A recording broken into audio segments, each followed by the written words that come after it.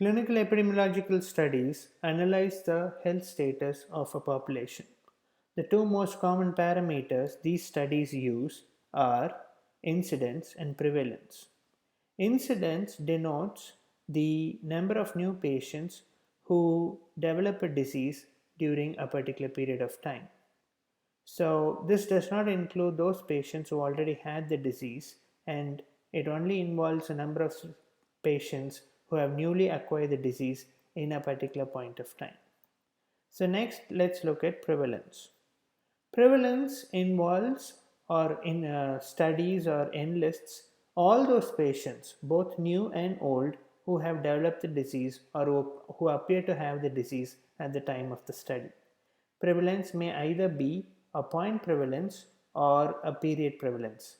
A point prevalence is one which is recorded at a particular point in time, whereas a period prevalence is one which is recorded over a long period of time. This could range from few days to few years.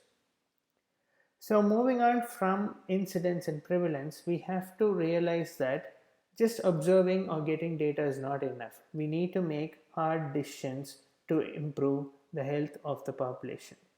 So for this, we need to do what is called as a decision analysis study. This is something similar to a flow chart where each condition and the treatment options are mapped.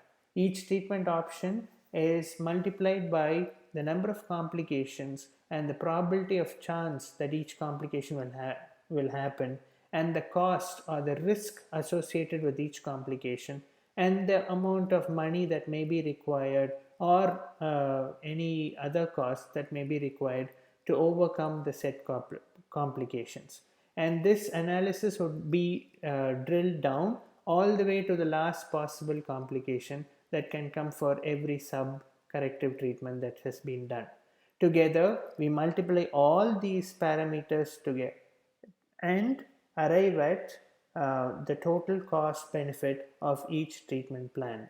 And this establishes the clinical practice guidelines for all doctors to follow so that there is a uniform standard of care.